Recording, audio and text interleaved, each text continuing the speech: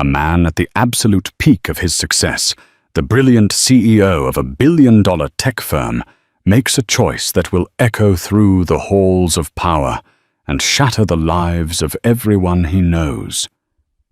He decides to trade everything he built with his wife, their home, their history, their future, for a fleeting fantasy with a supermodel. He hands his pregnant wife divorce papers, believing he holds all the cards.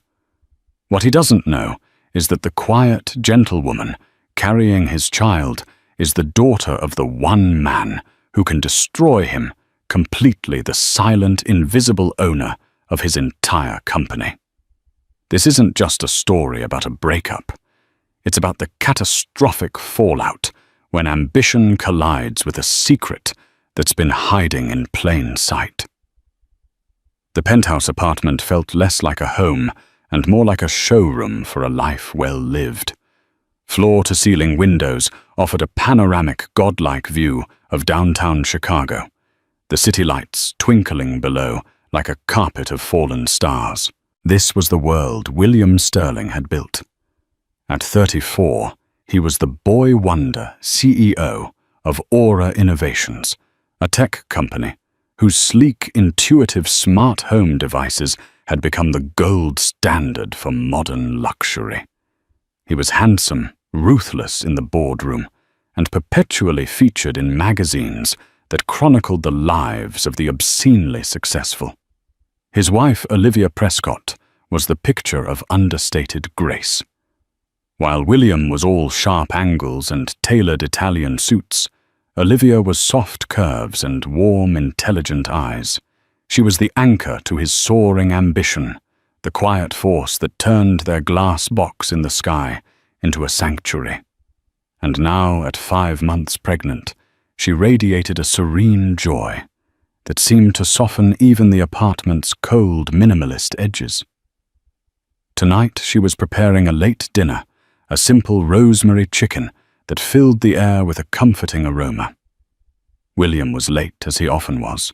She hummed softly, one hand resting on the gentle swell of her stomach, a gesture that had become second nature.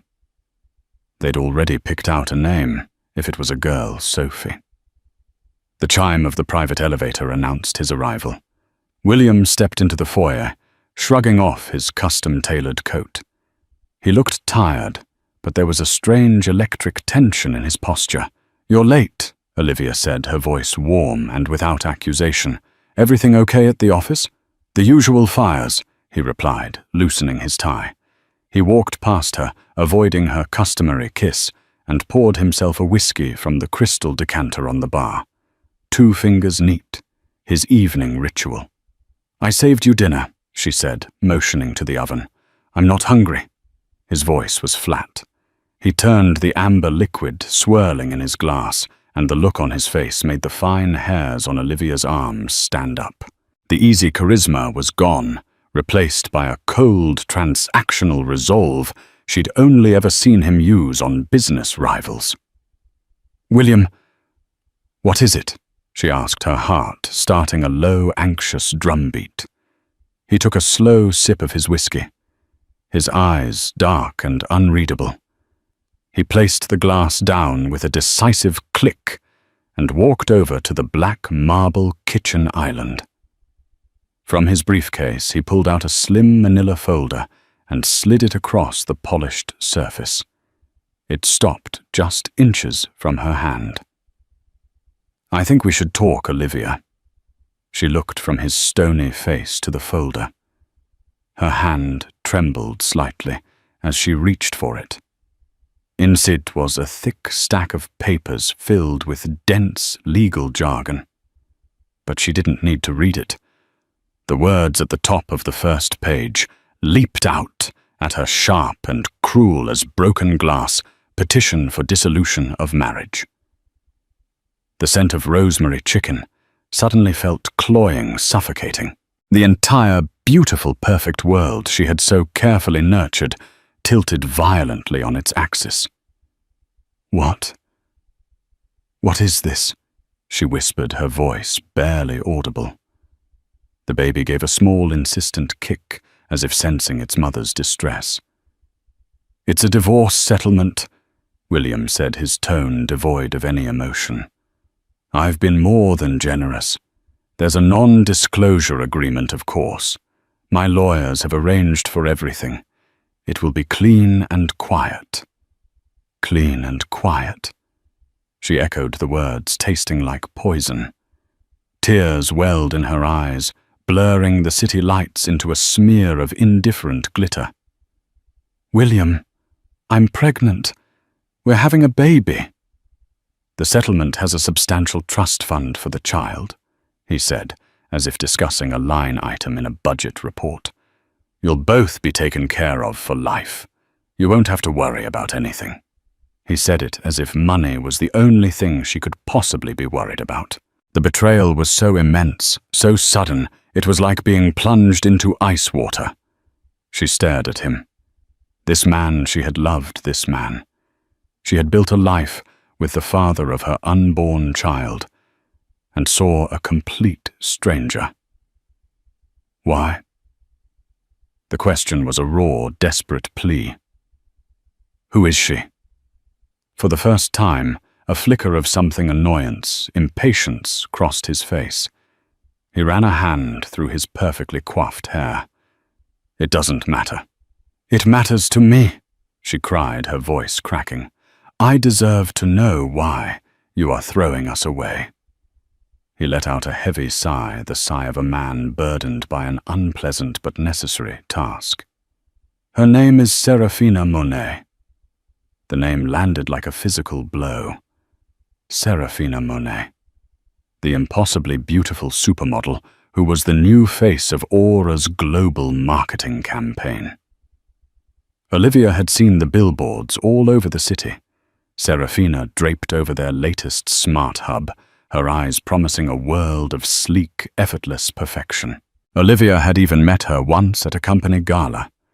She remembered Serafina's cool, dismissive glance, a look that had assessed and dismissed Olivia in a single predatory heartbeat. "You're leaving your pregnant wife for a billboard." The absurdity, the sheer cliché of it all was staggering. "Don't be dramatic, Olivia." He snapped his voice, turning sharp. "This is what's best. Serafina understands my world, my ambition. We're more aligned." Aligned. He spoke of love and marriage as if they were corporate synergies. The man she married, the one who'd whispered promises to her under the Tuscan sun on their honeymoon, was gone. In his place stood this cold, calculating machine. "I don't want your money, William," she said, her shock hardening into a sliver of defiance. "I want my husband." "That man doesn't exist anymore," he said, picking up his briefcase. "My lawyer, Mr. Davies, will be in touch with yours. I'll be staying at the Peninsula until this is finalized. I've had my things moved." And just like that, he turned and walked to the elevator, the doors sliding shut behind him, with a soft, final hiss. Olivia was left alone in the stunning penthouse, the divorce papers on the counter, the smell of a dinner for two in the air, and the silent, frantic beating of two hearts inside her chest. The gilded cage had become a prison, and its architect had just walked out, leaving her locked inside. The first few days were a blur of disbelief and gut-wrenching sorrow. Olivia moved through the vast, empty apartment, like a ghost, the silence amplifying the frantic monologue of questions in her head. How could I not have seen this? Was it all a lie? What did I do wrong? The home they had built together was now a mausoleum of their shared memories. Every photograph, every piece of furniture, was a testament to a life that had been a sham. Her best friend, a sharp-as-a-tack litigation lawyer named Jessica Barnes, was at her side within an hour of her tearful phone call. Jessica, with her fiery red hair and no-nonsense attitude, took one look at the divorce papers, and her expression hardened. "Generous? This isn't generosity, Liv. This is hush money." Jessica spat, scanning the document. "He's trying to buy your silence with a settlement that's a rounding error for him. And this NDA is ironclad. He wants to erase you." Olivia just shook her head, wrapping her arms around her stomach. "I don't understand. We were happy. We were planning the nursery." "He was planning his exit strategy." Jessica corrected, her voice softening as she put an arm around her friend. "Men like William Sterling don't just fall out of love. They make calculated business decisions. And right now, you and this baby are a liability to his brand." The word liability struck Olivia harder than anything else. She wasn't a wife, a partner, or the mother of his child. She was a problem to be managed. Within a week, the news broke. It wasn't a quiet announcement, but a carefully orchestrated media blitz. Page 6, TMZ, and every gossip blog imaginable ran the same story, complete with high-resolution paparazzi photos of William and Serafina Monet leaving a Michelin star restaurant in New York. They were a stunning couple. He the powerful tech mogul, she the ethereal beauty. The narrative was clear. William Sterling had upgraded. The articles barely mentioned Olivia. When they did, she was referred to as his estranged wife, a footnote in the story of his glamorous new chapter. There was no mention of the pregnancy. William's PR team had done their job flawlessly. The humiliation was a physical weight.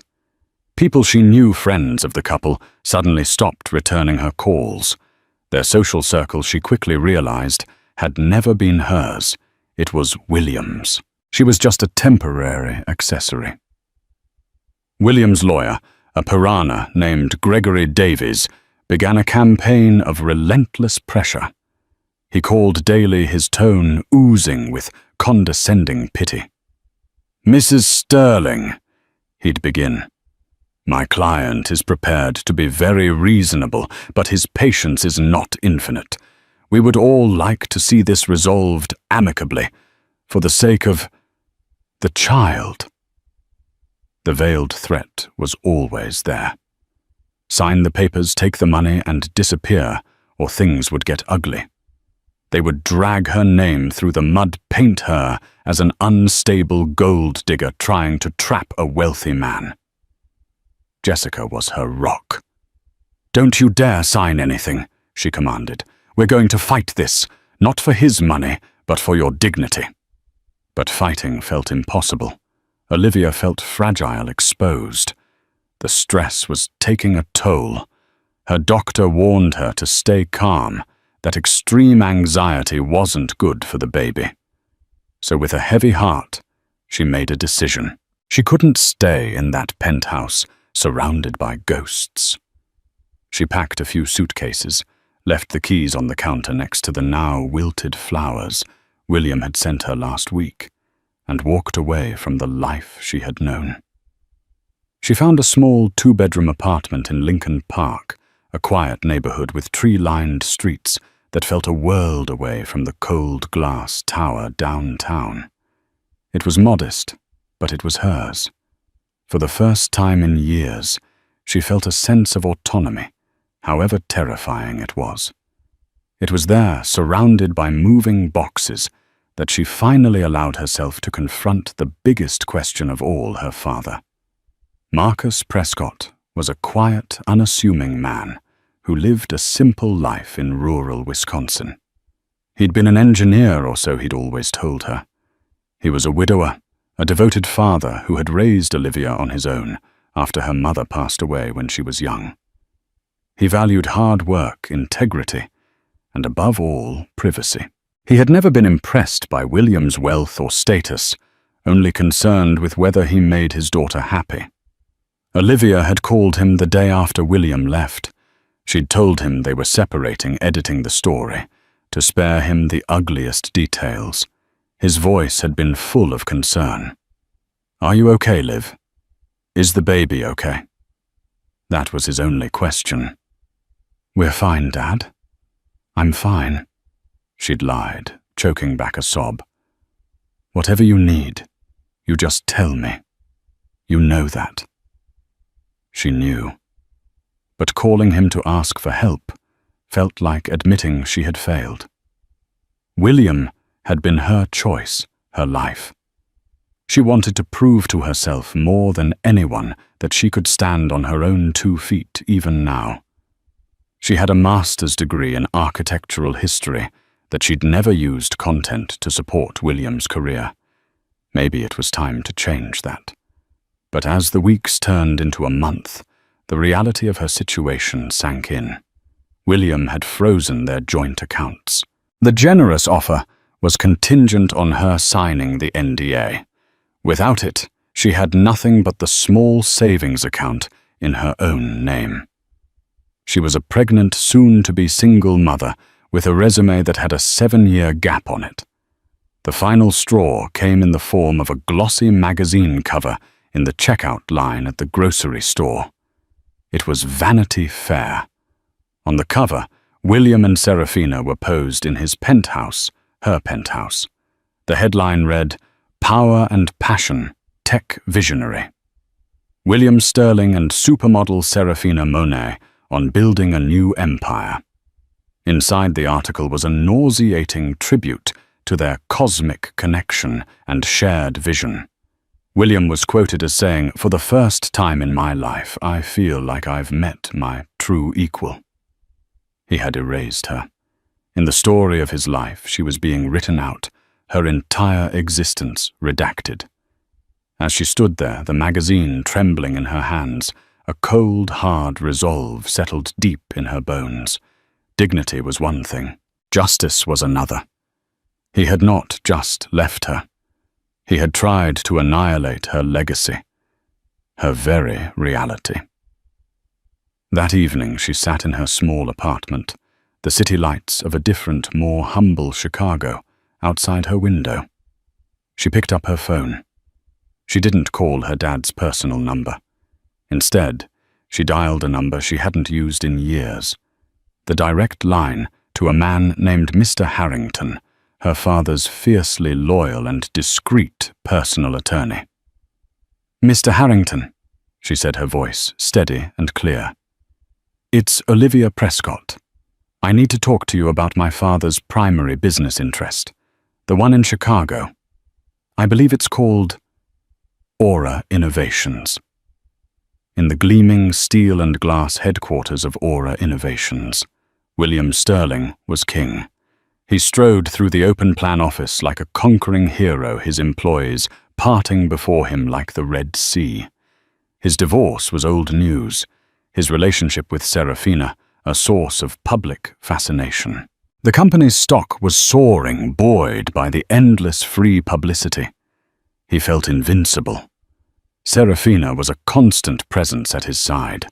She'd developed a sudden passionate interest in business, offering unsolicited opinions on marketing, branding, and even product design. "Darling, the Aura brand isn't just about technology," she'd purred one evening, tracing the lapel of his suit. "It's about lifestyle, aspiration. We should be sponsoring Art Basel, the Monaco Grand Prix. We need to be seen in the right places with the right people."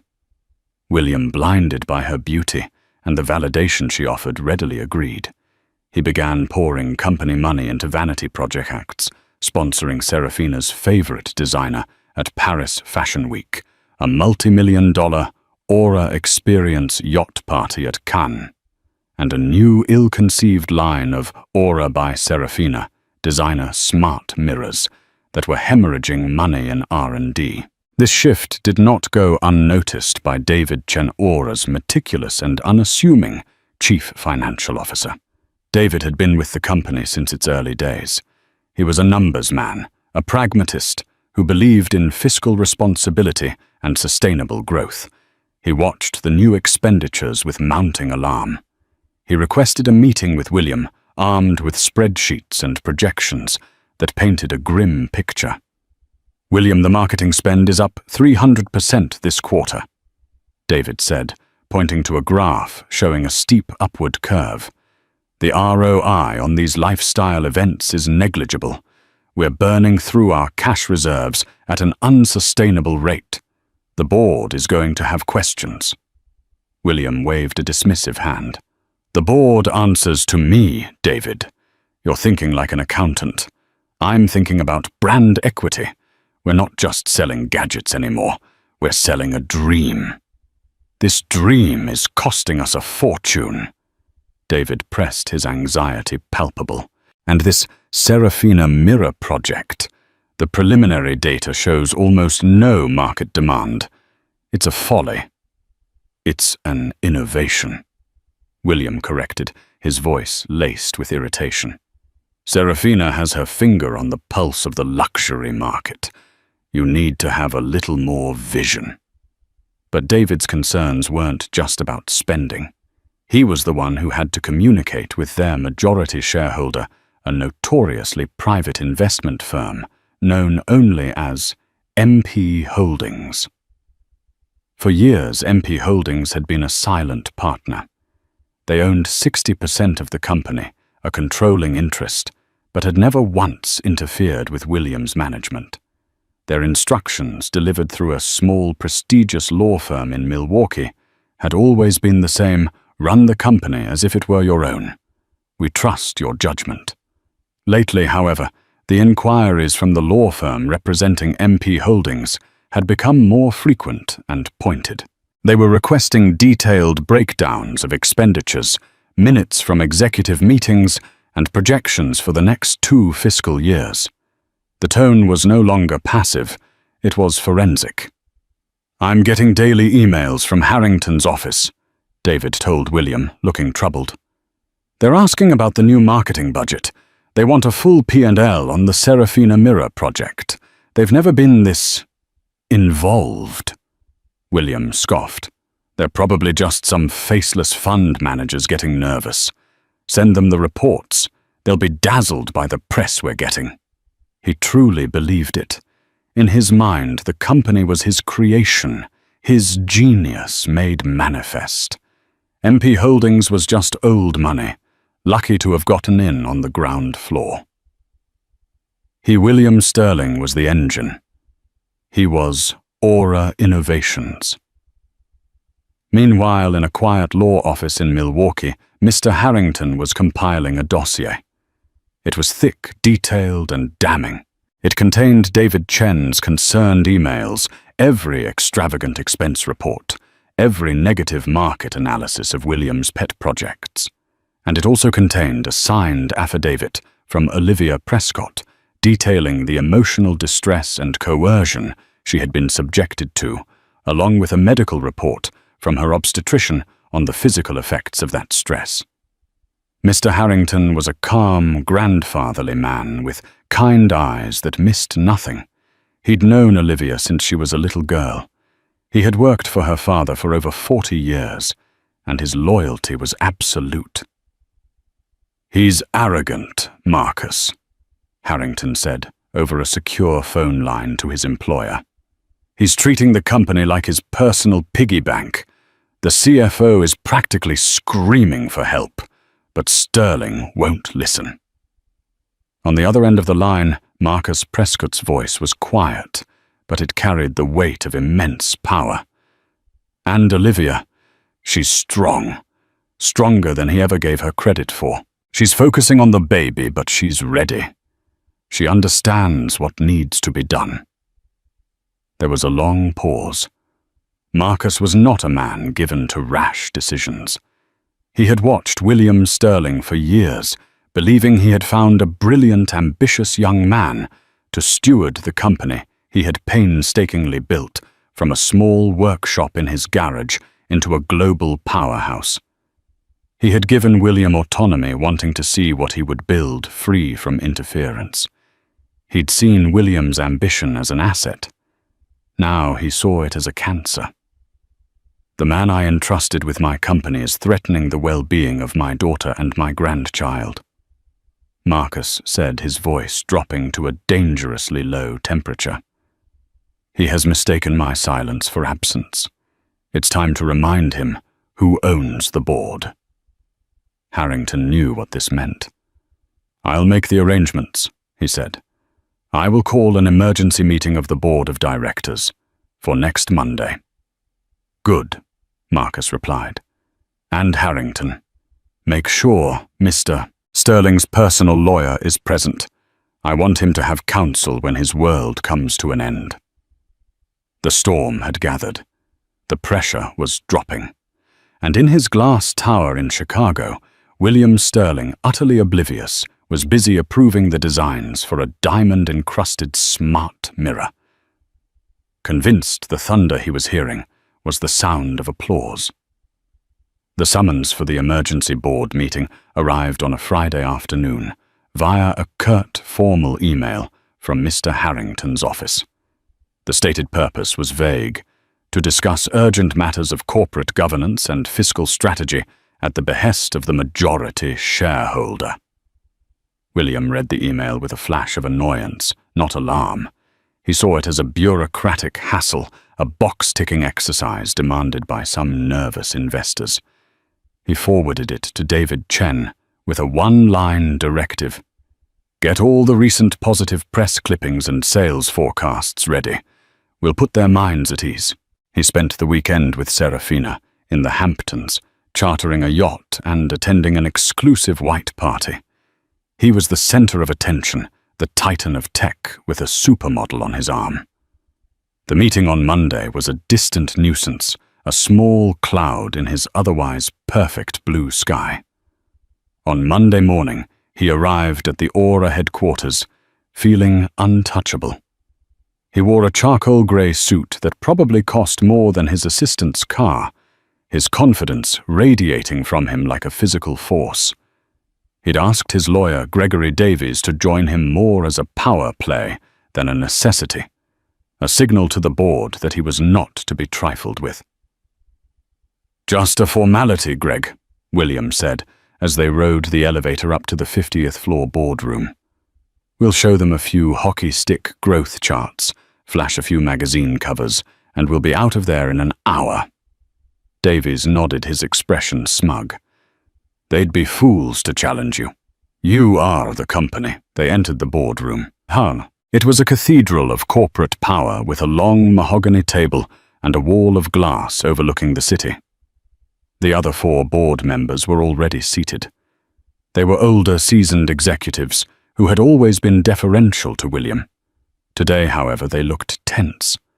They offered tight, unsmiling nods as William took his seat at the head of the table. David Chen sat further down, looking pale and avoiding William's gaze. There was one empty chair. The seat directly to the right of William's, reserved for the representative of the majority shareholder. It had remained empty for every board meeting William had ever chaired. "All right, let's get this started." William began, his tone brisk and impatient. "I understand MP Holdings has some concerns. David has prepared a presentation that should address any—" He was cut off by the sound of the boardroom door opening. A man stepped in, followed by Mr. Harrington. The man was in his late 60s with a quiet demeanor and silvering hair. He wore a simple, well-made, but unremarkable grey suit. He looked more like a retired college professor than a corporate raider. William didn't recognize him. "I apologize for my tardiness," the man said, his voice calm and measured. He walked over to the empty chair and sat down. Mr. Harrington took a seat behind him. William stared at him, irritated by the interruption. "And you are?" he asked, his tone dripping with condescension. The man looked directly at William, his gaze level and piercing. The kindness in his eyes that Olivia knew so well was gone, replaced by something ancient and unyielding like granite. "My name is Marcus Prescott," he said simply. "I own MP Holdings." The name hit the room like a sonic boom. William's condescending smile froze on his face. Prescott. It couldn't be. He looked at the man's face. Really looked at it for the first time, and saw the faint, unmistakable echo of Olivia in the line of his jaw, the shape of his eyes. A cold dread, slick and oily, began to crawl up his spine. David Chen looked like he was going to be physically ill. The other board members shifted uncomfortably, their faces a mixture of shock and dawning comprehension. Gregory Davies, the shark-like lawyer, was speechless, his mouth slightly agape. "Olivia's father," William stammered the words, feeling like ash in his mouth. "That is my secondary role here today," Marcus said, his voice dropping an octave.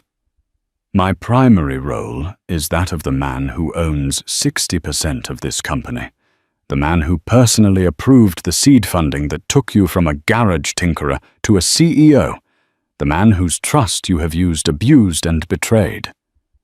Marcus gestured to Mr. Harrington, who began distributing thick, spiral-bound folders to everyone at the table, including a stunned William and his lawyer. "Inside that folder," Marcus continued, his voice as cold and sharp as ice, "you will find a detailed accounting of your tenure as CEO for the past 6 months. You will find the exorbitant expenditures on what can only be described as vanity projects. You will find the internal projections from your own CFO, Mr. Chen, projections you willfully ignored, warning of the catastrophic cash burn. You will find market research demonstrating that the Serafina mirror is a product with no viable consumer base, a multi-million-dollar folly designed to stroke your own ego and that of your mistress." Every word was a hammer blow. William fumbled through the pages, seeing his own extravagant decisions laid bare in the unforgiving language of finance. He saw David Chen's ignored warnings, the damning charts, the abysmal focus group reports. This is just aggressive growth strategy." William sputtered, his usual glib confidence deserting him. "Brand building. Do not insult my intelligence," Marcus snapped, his voice cracking like a whip. "You have treated this company's assets as your personal slush fund. You have jeopardized the financial health of this enterprise and the livelihoods of its 1,200 employees. That is a breach of your fiduciary duty. That is grounds for dismissal." He paused, letting the weight of his words settle in the suffocatingly silent room. "But that is only the business side of things. Then there is the personal." Marcus's gaze bored into William, and for the first time in his life, William Sterling felt true abject fear. "You married my daughter. You stood before me and promised to love and protect her, and you discarded her in the middle of her pregnancy with the callousness one might show to an outdated piece of software. You subjected her to emotional cruelty and public humiliation, believing that your money and your power made you untouchable." He leaned forward slightly. "You were wrong. Your power was never your own. It was a loan, and I am here today to call it in." Marcus looked away from William, addressing the rest of the board. "I am calling for a vote of no confidence in CEO William Sterling, effective immediately. All those in favor?" One by one, the hands of the other 4 board members went up without hesitation. David Chen slowly, solemnly raised his as well. It was a unanimous decision. William stared dumbfounded. His world, his kingdom, the entire universe that revolved around him had just been snuffed out in less than 10 minutes. "You can't do this," he whispered, a desperate, pathetic plea. Marcus Prescott stood up, his authority absolute. "I already have. Mr. Harrington will provide you with the details of your termination. Your security access has been revoked. A security detail will escort you to your office to collect your personal belongings, and then they will escort you from the premises." He looked down at William, a fallen king, at the head of a table that was no longer his. "You told my daughter that the man she married no longer exists," Marcus said, his voice low and final. As of this moment, the CEO of Aura Innovations no longer exists either. The fallout was immediate and brutal. As William sat frozen in his chair, his mind struggling to process the cataclysm that had just occurred, his phone buzzed on the table. It was a news alert from the Wall Street Journal. William Sterling, abruptly ousted as CEO of Aura Innovations, founder's silent partner, Marcus Prescott, takes control. The story had been pre-written, ready to be published the second the vote was cast. Marcus had orchestrated a perfect corporate execution. 2 grim-faced security guards, men who had previously nodded to him with deference, entered the boardroom. "Mr. Sterling, if you'll come with us." The walk to his office was a walk of shame. The open-plan workspace, once a sea of admiring faces, was now filled with employees who stared at their screens, pretending not to notice the public execution of their former leader. The whispers followed him like a trail of smoke. In his glass-walled corner office, one of the guards handed him a cardboard box. "Personal effects only, sir." He numbly packed his desk, a framed photo of him and Olivia from their wedding, a photo he'd forgotten was even there. A stupid paperweight from a tech conference, his favorite pen. Every object was a relic from a life that had just been vaporized. As he was escorted towards the elevators, he saw David Chen. The CFO wouldn't meet his eye. "David," William said, his voice raspy. "You—" "I warned you, William," David said quietly, his face full of regret. "I told you this was coming. You wouldn't listen." The final humiliation was having his security badge deactivated before his very eyes. The guard swiped it. The light flashed red, and a part of his identity was stripped away. He was led out of the building, not through the grand main entrance, but through a sterile service exit into a back alley. The cold Chicago wind hit him a stark contrast to the climate-controlled air of his former empire.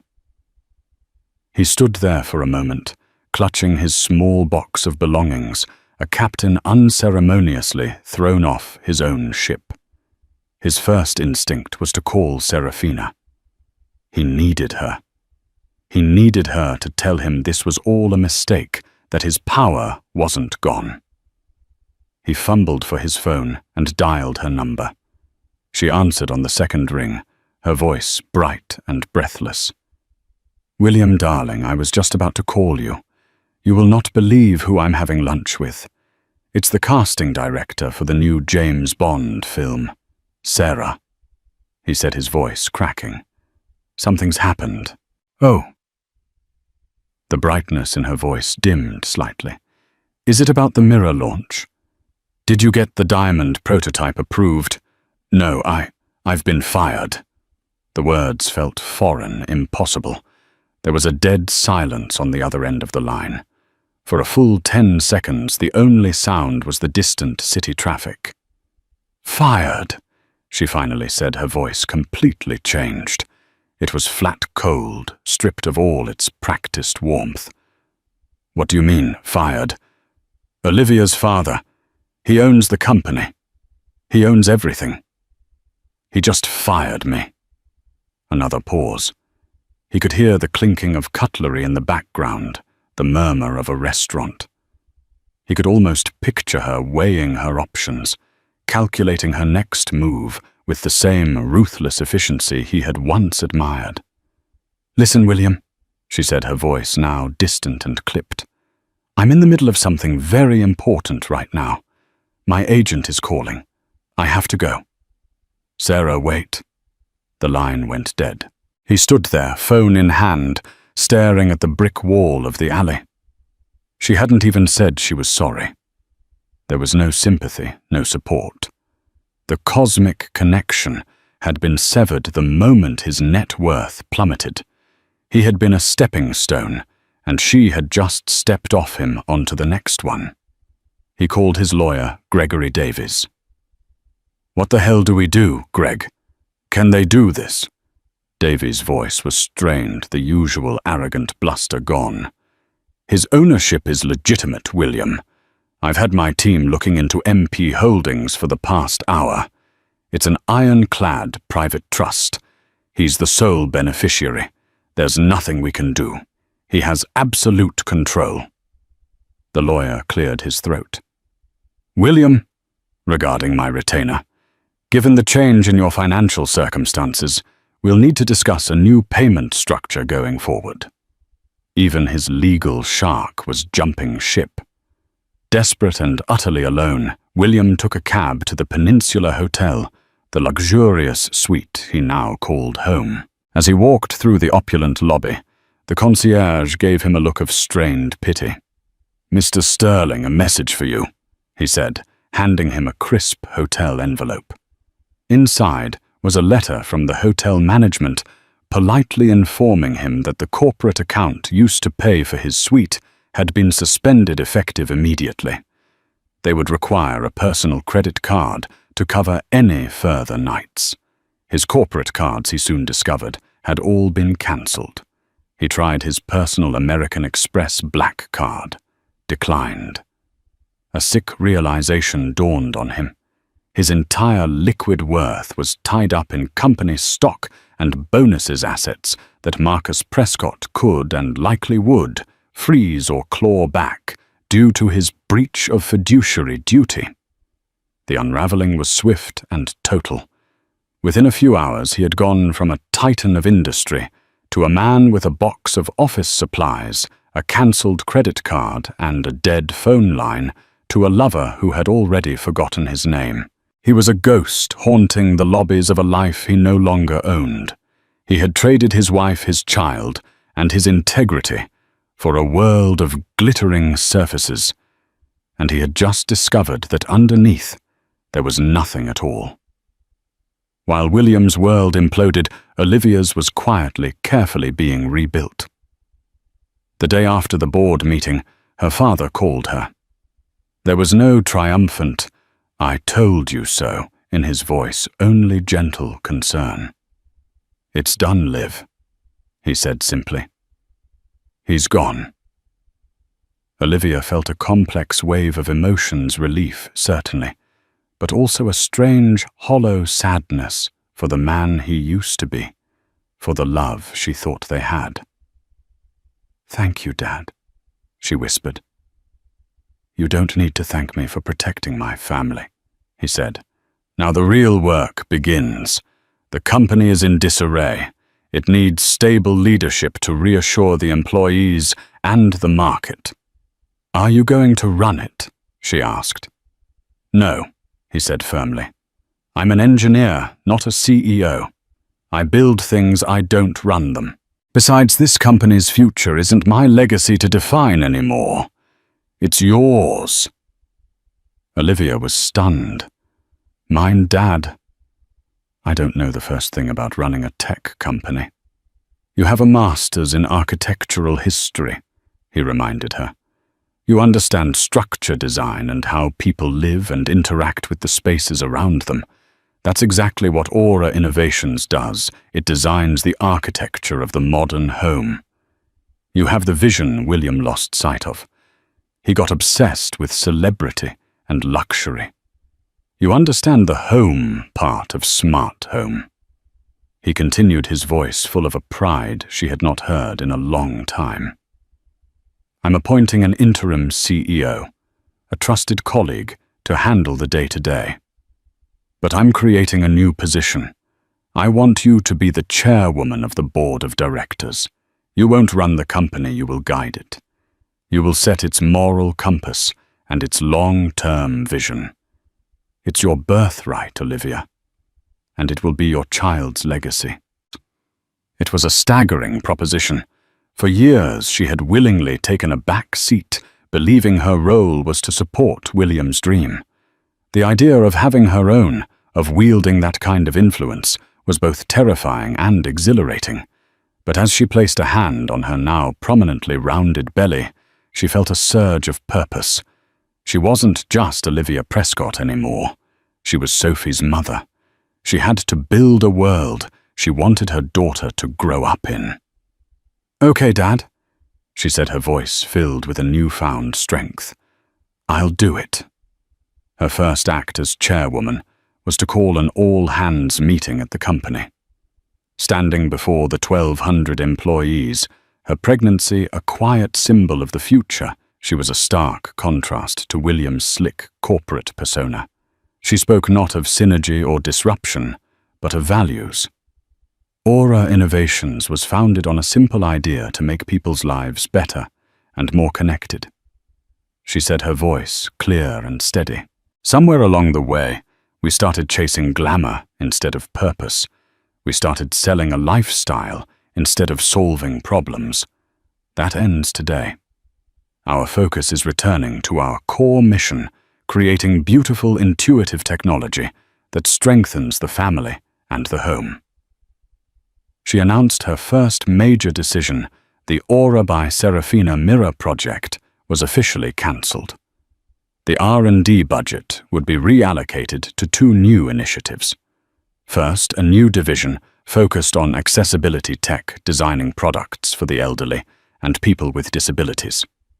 Second, a charitable foundation funded by 10% of the company's annual profits, dedicated to providing safe housing for families in need. A wave of applause, genuine and heartfelt, swept through the auditorium. The employees who had been nervous and uncertain about the company's future saw in Olivia not just a new leader, but a return to the company's soul. She received a standing ovation. David Chen watched from the wings, a look of profound respect on his face. He had a leader he could believe in again.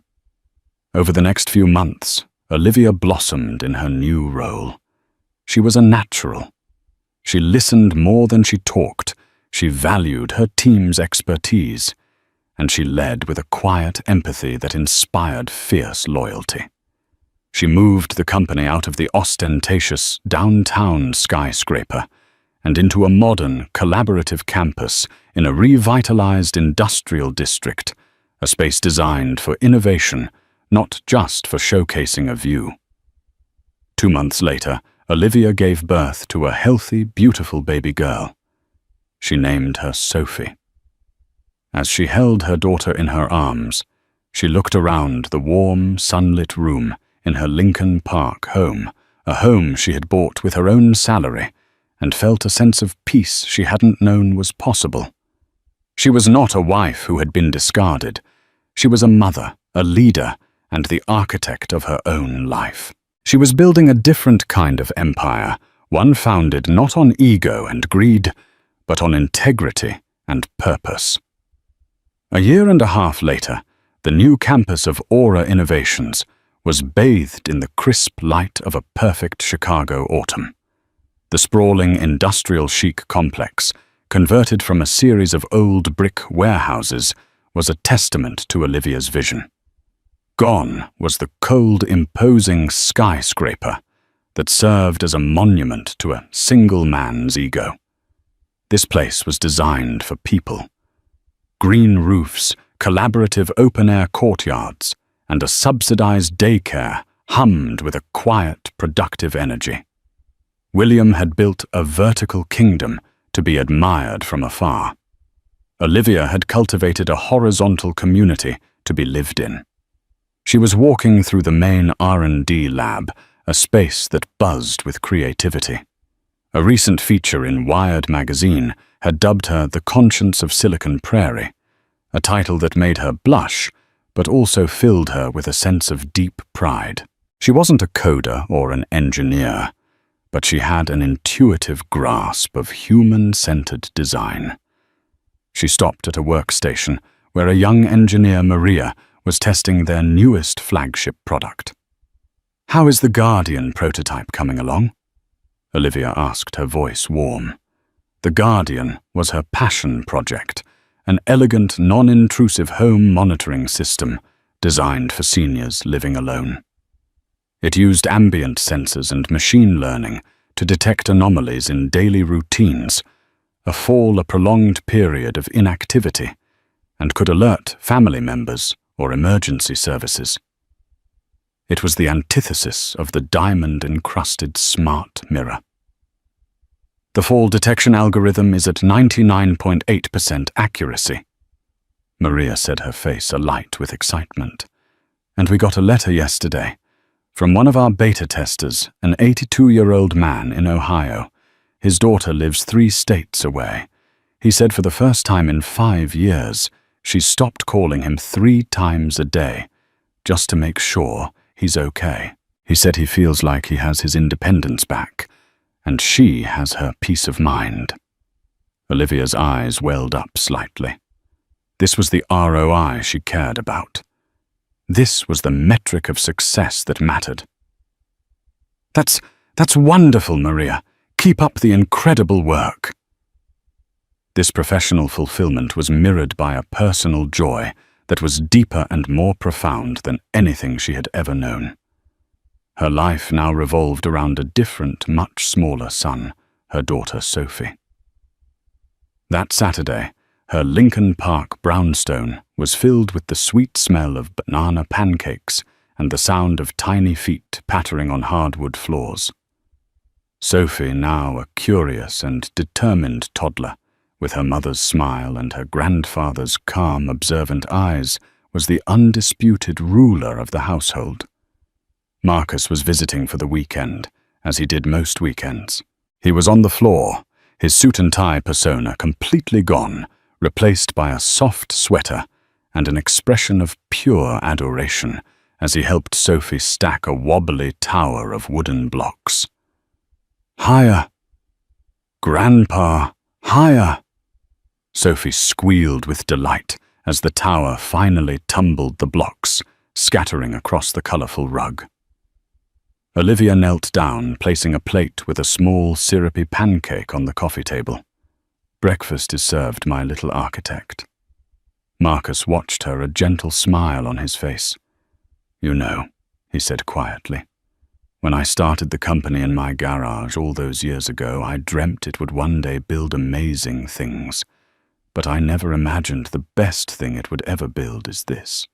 He gestured around the room at Olivia, at Sophie, at the warm, happy chaos of their life.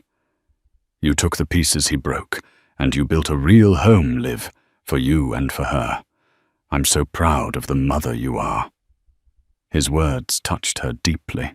Her success as chairwoman was gratifying, but her success here, in these quiet moments of love and normalcy, was her true masterpiece. She thought of the life she'd had with William, a life of galas of performance, of maintaining a perfect image in their glass box in the sky. It was a life built to be photographed. This life was built to be lived. Later that week, she was downtown to meet Jessica for lunch. The weather had turned, and the city was bracing for winter. A cold, persistent drizzle fell from a gunmetal gray sky, and the wind whipped off Lake Michigan, forcing pedestrians to hunch deep into their coats.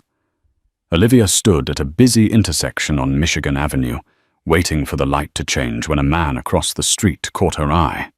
He was huddled at a bus stop, trying to shield his face from the wind. He was thin, almost gaunt, and his worn, ill-fitting coat looked insufficient for the biting cold. The sharp, custom-tailored suits were gone. The confident swagger replaced by a defeated slump in his shoulders. It took her a full 10 seconds to realize it was William. The change was so shocking it was disorienting. He was no longer a titan, no longer a king. He was just a man stripped of all his power and prestige, waiting for a bus in the rain. As if sensing her gaze, he looked up, and for a heart-stopping moment, their eyes locked across the torrent of yellow cabs and city buses. She saw a flicker of everything in his eyes, shock, disbelief, and then a wave of shame so profound it was like a physical blow. He flinched, his face contorting in an expression of raw, agonizing regret. He looked at her healthy, confident, wrapped in a warm coat, the picture of a life well lived, and it was as if he was seeing the ghost of the entire world he had burned to the ground. He broke eye contact first, turning away abruptly and fumbling in his pocket, pretending to look for something. When the bus hissed to a stop, he shuffled on without a backward glance, swallowed by the crowd of anonymous commuters, erased by the mundane rhythm of the city. Olivia stood rooted to the spot, the rain cold on her face. The hatred, the anger she had once felt, was gone. In its place was a vast, empty pity. He had nothing. The divorce had been brutal on him. His blatant mismanagement had allowed the board to enact clawback clauses on his bonuses and stock options. He'd been left with a fraction of his former worth. Serafina had never spoken to him again. His friends had vanished. He was an island, completely and utterly alone. "Liv, you okay? You look like you've seen a ghost."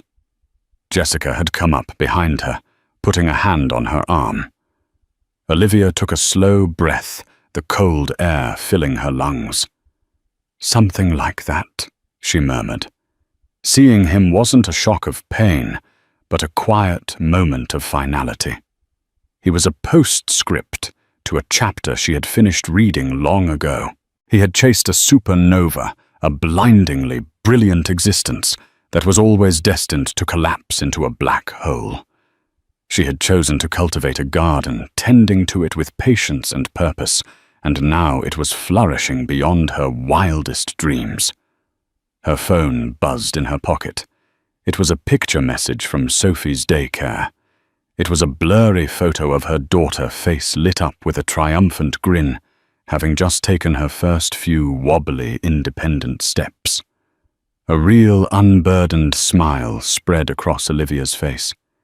She looked across the street one last time at the spot where William had stood. There was nothing there now but rain and strangers. He was an echo. Sophie was the future. The crosswalk sign flashed white. Olivia turned to her friend, linked her arm through hers, and walked into the light. And so Olivia Prescott's story comes to a close. But her legacy is just beginning. This wasn't a simple tale of revenge. It was a story about resilience, integrity, and the quiet, unshakable power that lies within those who are underestimated. William Sterling built an emir of glass and ego, and it shattered just as easily. Olivia built an empire of purpose and compassion, and it's one that will stand the test of time, a true legacy for her daughter. She proved that the best response to betrayal isn't to destroy what your enemy has, but to build something better for yourself. What did you think of this incredible story of justice and empowerment? What would you have done in Olivia's shoes? Let us know in the comments below. We read every single one. If this story moved you, please give this video a like and share it with someone who needs to hear that it's possible to build a beautiful new beginning from the wreckage of the past. And don't forget to subscribe to our channel and hit the notification bell so you won't miss our next real-life drama. Thank you for listening. A signature. That's all it took to shatter a perfect life. For 9 months, she lovingly called him Arlo. She felt his every kick, his every hiccup under her heart. Her husband James held her hand, whispering promises of their future with their son Arlo. But in the cold, sterile light of the hospital room, as she held the official birth certificate for the first time, another name stared back at her. A name she didn't choose. A name she didn't know. It was in that silent, soul-crushing moment she realized the man she loved had made the most important decision of their lives without her. This isn't just a story about a name. It's about a lie so profound it could only be answered by the deadbolt click of a changed lock. The late afternoon sun of a crisp Boston autumn spilled across the Persian rug in the nursery, illuminating dust motes, dancing in the air like tiny golden fairies. Olivia traced the hand-painted giraffes on the mural, their long necks stretching towards a soft, cloud-like ceiling.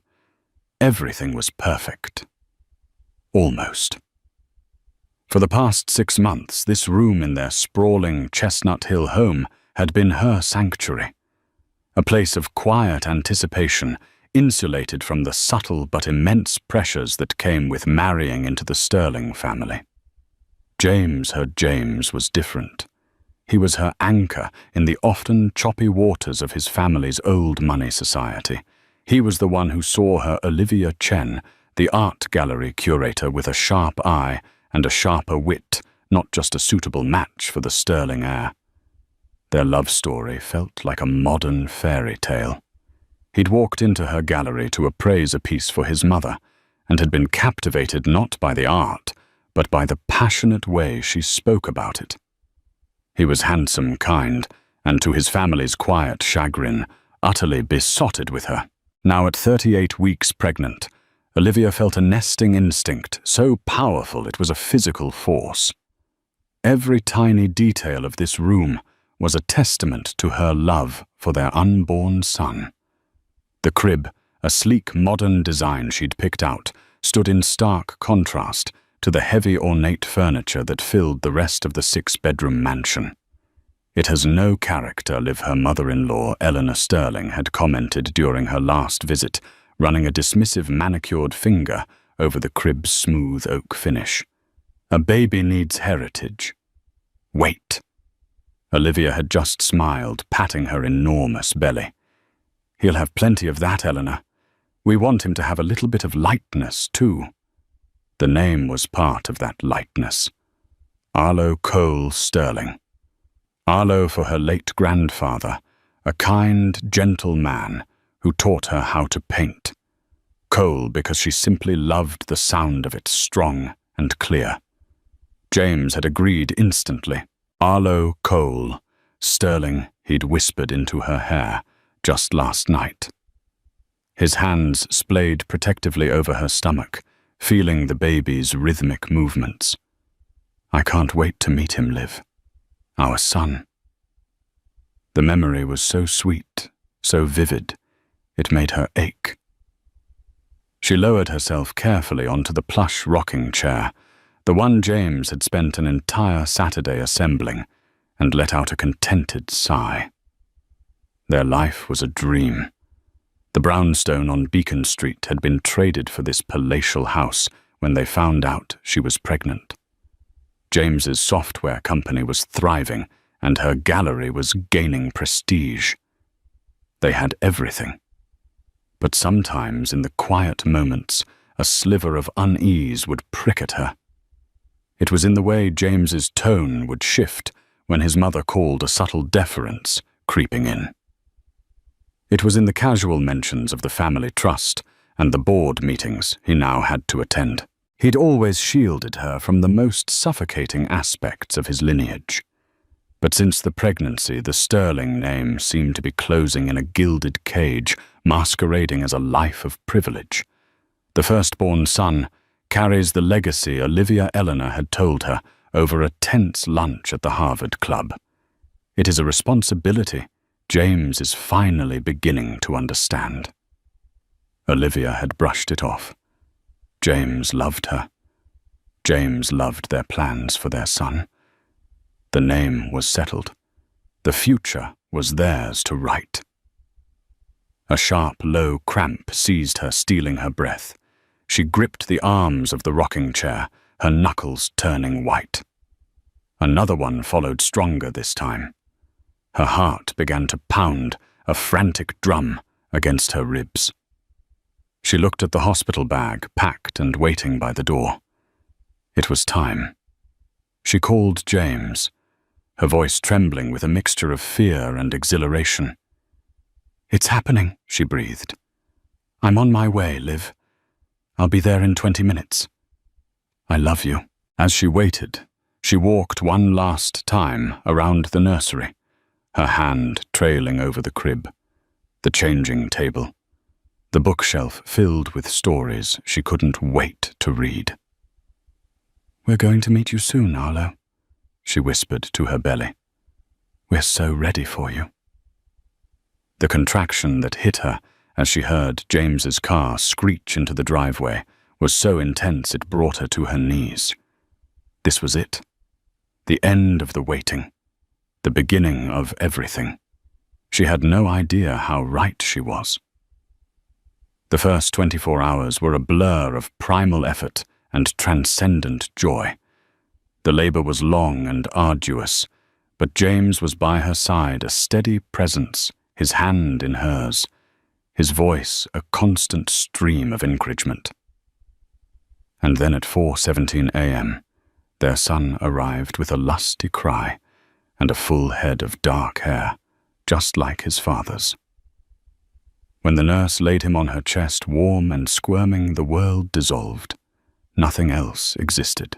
Not the sterile smell of the hospital room. Not the exhaustion clawing at her bones. Not the subtle tension that had been humming beneath the surface of their lives.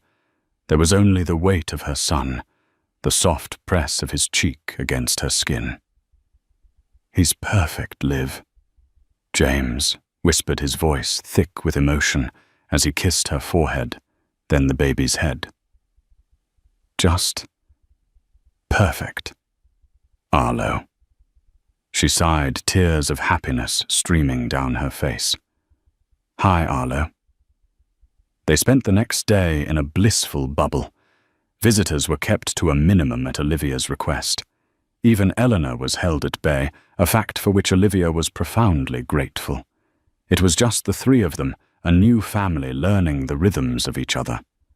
James was a natural changing diapers, with a surprising lack of squeamishness, and rocking the baby to sleep with a low, rumbling hum.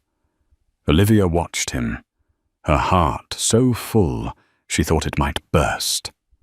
The doubts, the whispers of unease, all felt like a distant dream. This was real. This was their life. On the second day, a perky administrative nurse bustled in, clipboard in hand. "Good morning. I just have the official paperwork for you to review and sign off on. The birth certificate information and Social Security application." "Of course," Olivia said, carefully, shifting the sleeping baby in her arms. James, who had been dozing in the uncomfortable armchair, stood up. "I can take care of that, honey. You just rest with him." He took the clipboard and leaned against the window, his back to her as he scribbled his signature. It seemed like a small, helpful gesture. A husband taking on the bureaucratic chores while his wife recovered. Olivia smiled, pulling the baby's blanket up to his chin. "All set," James said, handing the clipboard back to the nurse with a charming giggle. "Thank you so much." The nurse beamed at him before turning to Olivia. "And here is your souvenir copy of the birth certificate application. The official one will be mailed in a few weeks. Congratulations again, you two. He's a beautiful baby." She placed a crisp, heavy piece of paper on the bedside table and left. Olivia, feeling a flutter of sentimentality, reached for it. She wanted to see his name in print. Arlo Cole Sterling, the official declaration of his existence. Her fingers brushed the paper, and she lifted it. Her eyes scanned past the hospital name, the date, the weight and length, down to the box labeled Name. And there it was, printed in stark black official letters. Arthur James Sterling IV. The name didn't register at first. It was a jumble of letters that made no sense, like a foreign language. She blinked, her sleep-addled brain trying to process the information. Arthur. Where did that come from? Arthur was James's late grandfather, a famously ruthless patriarch who had built the Sterling Empire through hostile takeovers and an iron will. He was a man Eleanor lionized, and James had always spoken of with a complicated mixture of fear and resentment. Her eyes darted back to the paper, willing the letters to rearrange themselves into the name she knew, the name she'd whispered into her belly for months. Arlo, Cole, Sterling. But they remained stubbornly, cruelly the same. Arthur, James, Sterling a 4. A cold dread, sharp and swift, pierced through her postpartum euphoria. It started in her stomach and spread through her veins, turning her blood to ice. The baby in her arms suddenly felt impossibly heavy. James. Her voice was a small, tight thing, unrecognizable. He was looking at his phone, a faint smile on his face as he typed. He didn't look up. "Yeah, babe, James, what is this?" she asked, her voice gaining a dangerous edge. She held the paper out, her hand trembling so violently the words blurred. He finally looked up, and for a fleeting second, she saw a flash of pure panic in his eyes. It was gone as quickly as it appeared, replaced by a practiced, placating calm that she suddenly terrifyingly recognized as the Sterling face. "Oh, that," he said, walking over. He wouldn't meet her eyes, focusing instead on a spot on the wall behind her. "Liv, we need to talk about that. Talk about it." She repeated the words, feeling like shards of glass in her mouth. The baby stirred, sensing her distress, and let out a soft whimper. "What is there to talk about? This is a mistake. A typo. His name is Arlo." "It's not a mistake," James said quietly, finally forcing himself to look at her. His expression was a carefully constructed mask of gentle reason, but his eyes were pleading. "I named him Arthur." The world tilted. The sterile white walls of the hospital room seemed to be closing in on her. The rhythmic beep of the monitor beside her bed was a countdown to a detonation she hadn't seen coming. "You named him Arthur," she whispered, the betrayal so immense, so absolute, it was a physical blow. "You did this. Without me, while I was in labor, you went behind my back and changed our son's name. It was for the best. Olivia. For the family. For his future. His future. What about our future? The one we planned together. The one that included our son Arlo." His phone buzzed on the nightstand. The screen lit up. A text from Mother. "Is it done? I'm transferring the funds to the new trust now. You've made your grandfather proud." Olivia saw it. Her vision narrowed on the glowing screen. The text message was a confession, a motive, a co-conspirator. This wasn't just James. This was Eleanor. This was a transaction. Her baby, her son, had been a commodity in a deal she knew nothing about. It was my mother, James, started seeing where she was looking. There's a trust, a significant one. It was contingent on the firstborn son being named Arthur. It secures his entire future, Liv. College, a house, anything he ever wants. He had a secure future, she hissed, her voice low and venomous. She was shaking with a rage so profound it scared her. "He had us. That was supposed to be enough. You sold his name. You sold our son's name without telling me. Olivia, please be reasonable." Reasonable. The word was a laugh, sharp and broken. "You lie to me for months. You let me paint Arlo's room.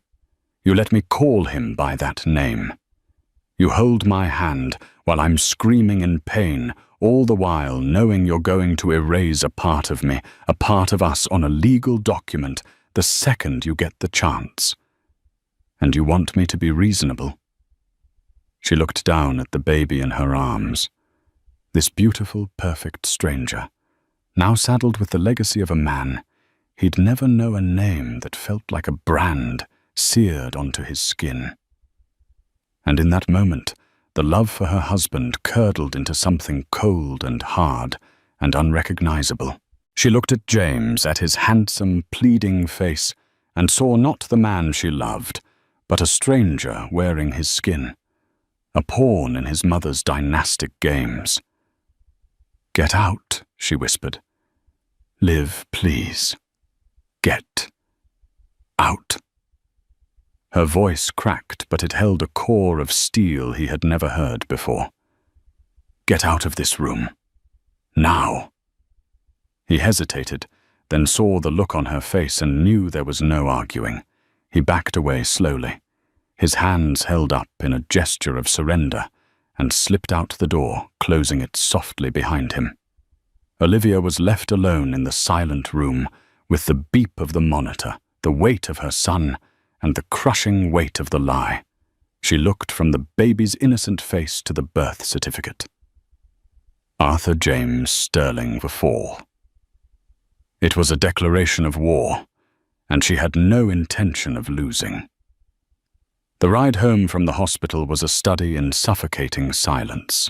The brand-new top-of-the-line car seat sat in the back of their Range Rover, a throne for a tiny prince whose very identity was a battleground.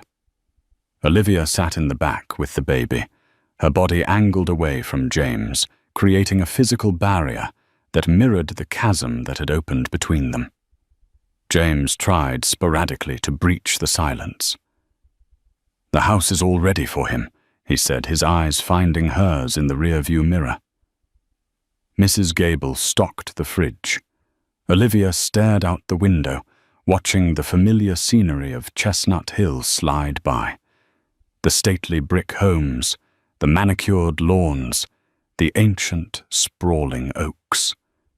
It all looked different now, alien. The beautiful facade of their life had been ripped away, and all she could see was the ugly, rotting framework beneath. "Liv, I know you're angry." He tried again, his voice strained. "But when you think about what this means for him, for his future—" "Stop talking about his future," she said, her voice flat and devoid of emotion. "You forfeited the right to do that when you made a unilateral decision about his present." He flinched, as if struck. The rest of the drive passed in silence.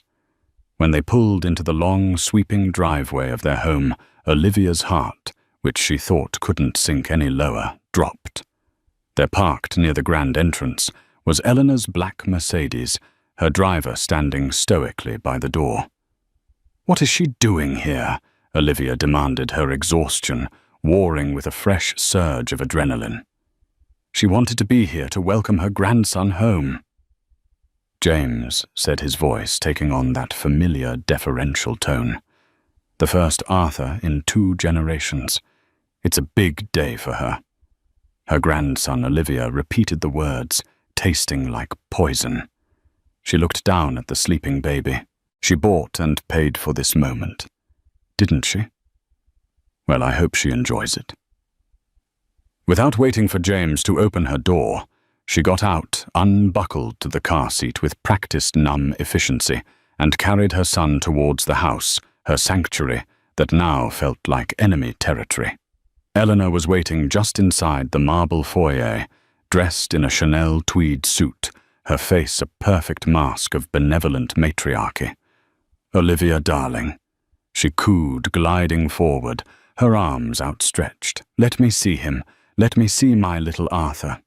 Olivia instinctively tightened her grip on the car seat, taking a step back. "He's sleeping. Eleanor." "Oh, a little peek won't hurt," she insisted, her smile not quite reaching her cold, assessing eyes. She peered into the carrier. "Oh, James, he has the sterling chin. Arthur will be so proud." She spoke of her late husband as if he were in the next room. The sight of this woman, the architect of her betrayal, gloating in her foyer, was more than Olivia could bear.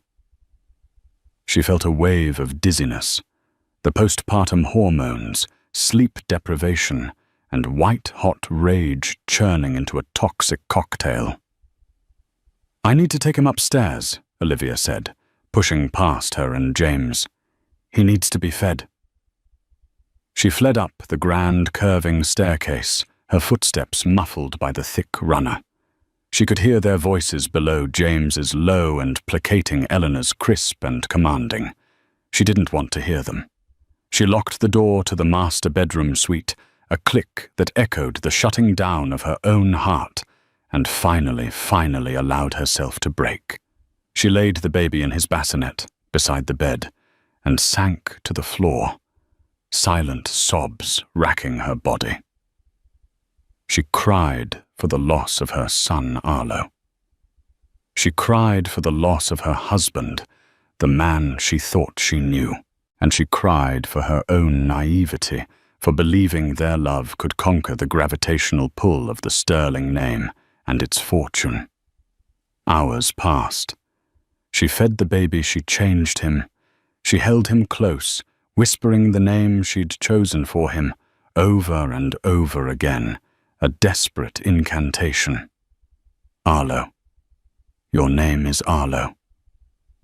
Late in the evening, a soft knock came at the door. Liv. It's me. My mother's gone. Olivia didn't move. Liv, please open the door. We can't go on like this. Let me in. Let's talk. There's nothing to talk about. James, she called out, her voice raw. Of course there is. This is our home. You can't just lock me out. It stopped feeling like my home the moment I saw that birth certificate, she replied. She heard him sigh in frustration. Fine. Be like this. I'm going out for a bit to let you cool down. I'll be back later. We will talk about this, Olivia. She listened to his footsteps retreating down the hall, the heavy front door opening and closing. To let you cool down. The condescension in his tone was the final straw. He still didn't get it. He thought this was a tantrum, a hormonal fit. He didn't understand that he had fundamentally broken the trust that was the bedrock of their marriage. He thought he could wait her out. She stood up, her movements stiff but resolute. A cold, clear purpose settled over her. He wanted to wait for her to cool down. He was going to be waiting a very long time. She picked up her phone, the same phone that had received his loving texts just days ago. She opened a web browser and typed 24/7 Locksmith Chestnut Hill. The first result had a glowing green button, Emergency Service. She pressed it. A man with a kind, weary voice answered on the second ring. Harrison Lock and Key. Bill speaking. Hello. Olivia said, her voice steady and clear. I need someone to come and change the locks on my house. All of them, as soon as possible. Is this an emergency, Mom? A domestic situation.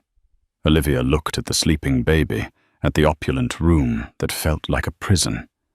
She thought of James's casual betrayal and Eleanor's triumphant smile. Yes, she said, a strange sense of calm washing over her. Yes, it is. I can have a technician there in 45 minutes. Thank you, Olivia said. I'll be waiting. She hung up the phone. She went to the nursery, their nursery, and looked at the name Arlo, spelled out in soft blue wooden blocks on a shelf. With deliberate, precise movements, she took them down. She then walked through the house, a ghost in her own life, gathering every trace of the future that had been stolen. The little onesie that said, Future Artist. A nod to her profession. The silver cup engraved with the letter D from her own parents. She packed it all into a box. When the locksmith arrived, a quiet professional man named Kevin, she let him in. He took in the scene, the new mother with haunted eyes, the palatial, silent house, the request to change every single lock, and simply nodded. He didn't ask questions. He just got to work. For the next 2 hours, the house was filled with the sounds of drilling and hammering, the sounds of fortifications being built.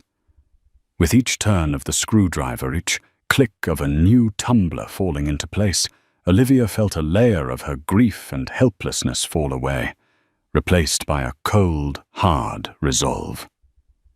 By 11 p.m., it was done. Kevin handed her a set of new, gleaming brass keys.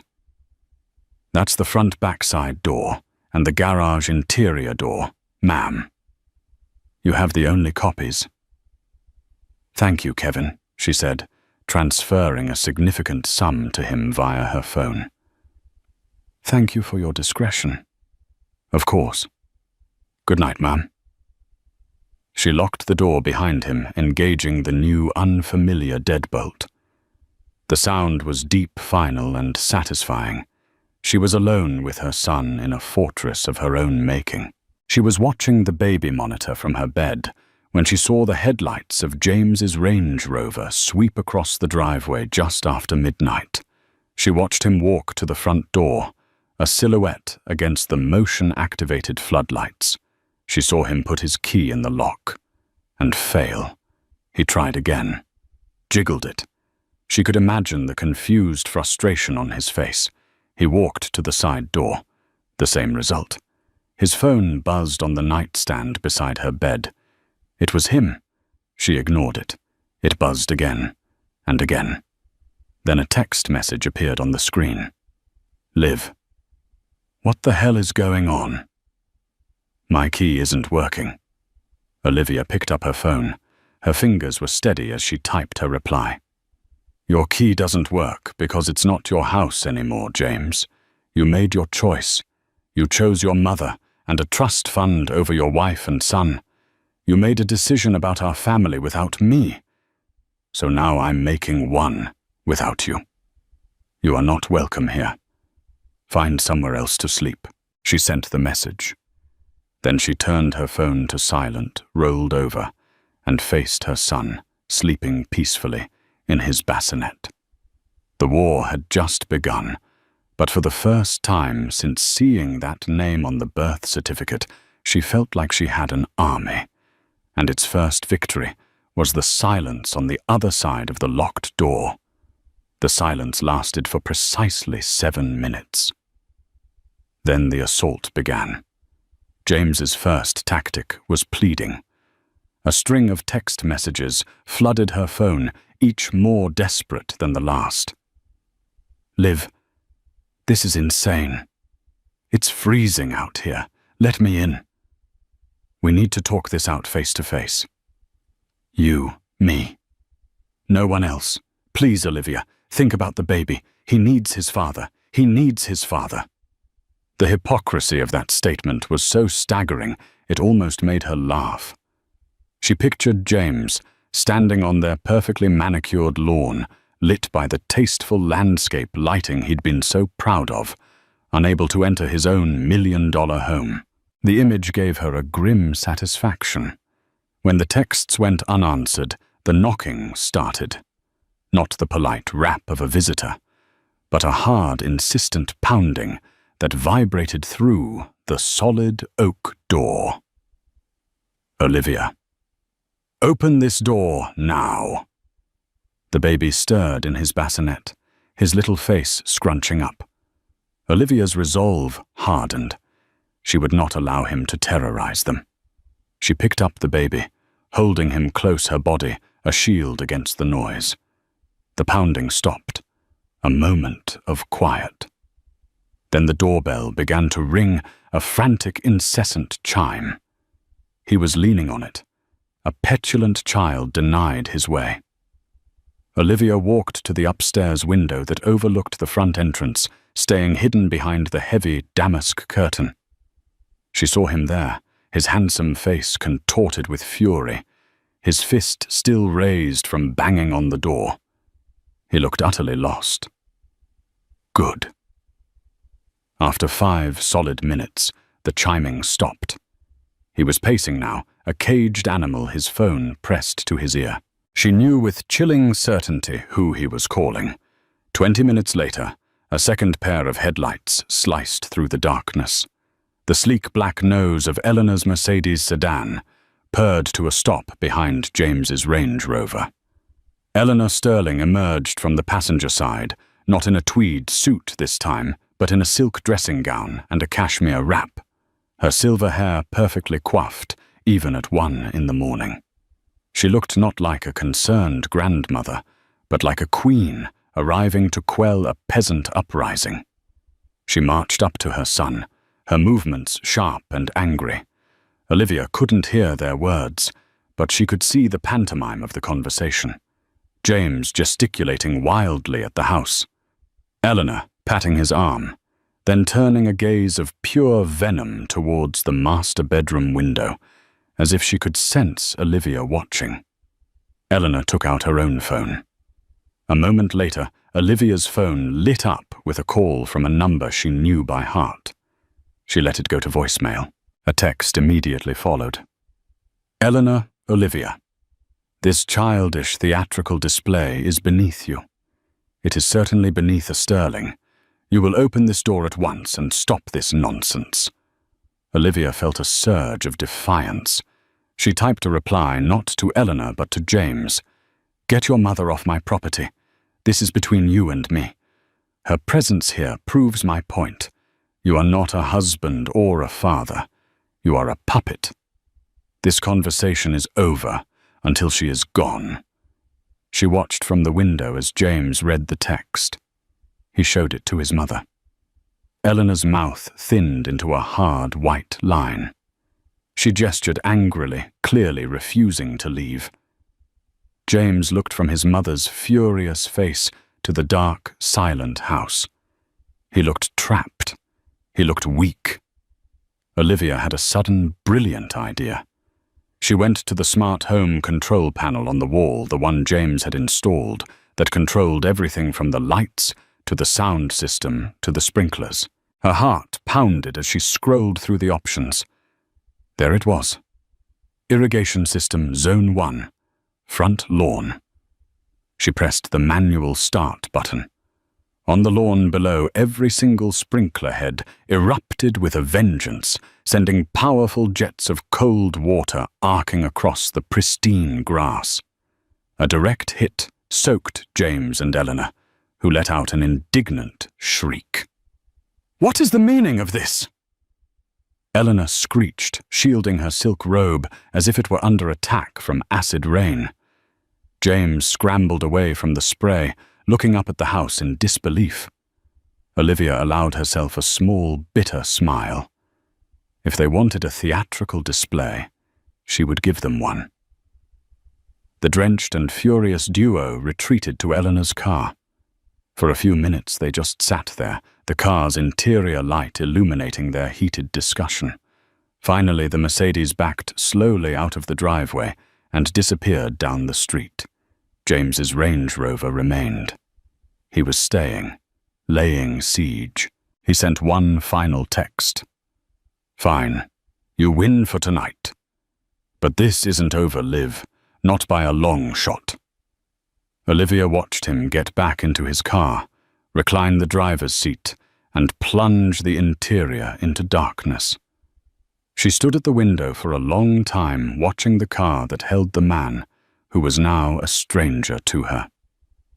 The siege of Sterling Manor had begun, but the woman inside was no damsel in distress.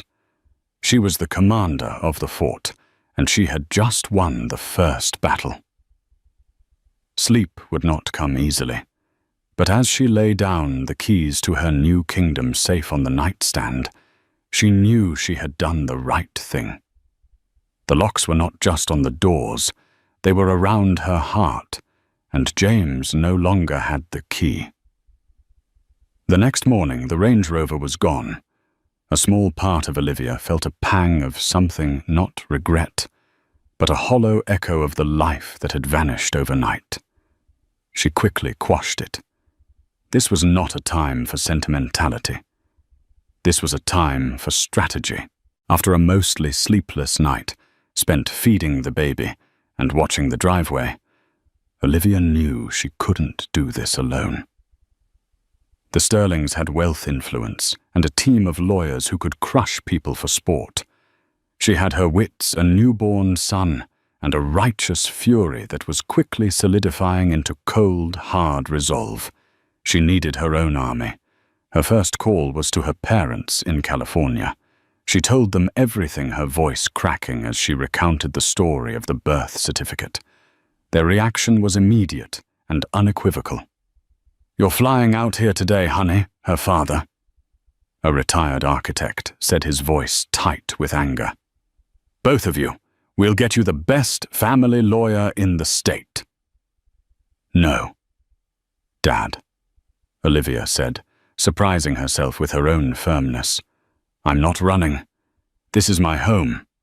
He abandoned this home, not me. I'm staying here. But I do need a lawyer. The best one in Boston." Her second call was to that lawyer, a woman named Kate Mercer, a notorious shark in the world of high-net-worth divorces, recommended by a friend from the art world who had gone through a similarly messy split. He did what Kate asked after Olivia explained the situation, a note of impressed disbelief in her voice. "Changed the name on the birth certificate for a trust fund, honey." In 20 years of doing this, that's a new one. It's a violation of trust so profound it's almost poetic. "We can work with this." The validation in Kate's voice was like a balm. "What do I do?" Olivia asked. "You sit tight and you don't speak to him or his mother. You document everything. Every text, every call, every time he drives by the house.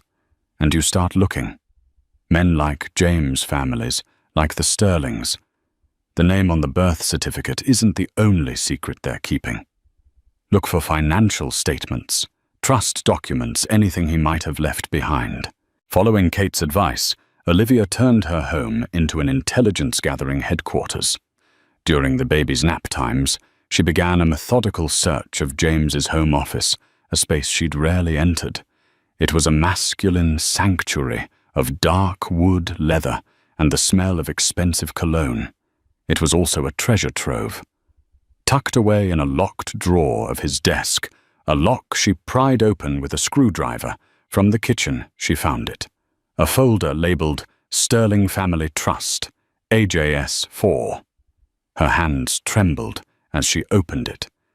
It was all there in black and white. A subtrust of the main Sterling family fortune, established by Arthur Sterling Sr. decades ago.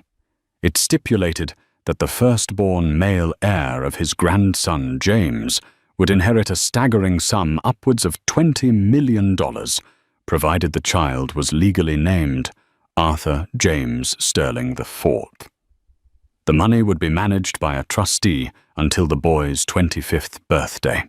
The trustee Olivia saw with a jolt of ice in her veins was Eleanor Sterling. The betrayal was deeper than she could have imagined. This wasn't just about securing their son's future. It was about control. Eleanor would hold the purse strings not just for her grandson, but indirectly for James and Olivia as well. They would be beholden to her for any major expense, any significant life choice.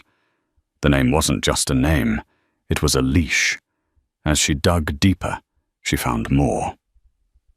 Statements for credit cards in James's name she'd never seen before, with charges for lavish dinners in the financial district, hotel suites, and what looked like rent payments on a luxury apartment in the Seaport district, an apartment she knew nothing about. Who was he meeting? What was he hiding? The perfect husband, the doting father-to-be was a construct, a facade. And she had been living in the stage set he'd built. Just as she was reeling from these discoveries, her phone buzzed with a number she didn't recognize. She almost ignored it, but something told her to answer. "Is this Olivia?" a young woman's voice asked, hesitant and quiet. "Who is this?" It's Chloe, James's sister." Olivia's guard went up immediately.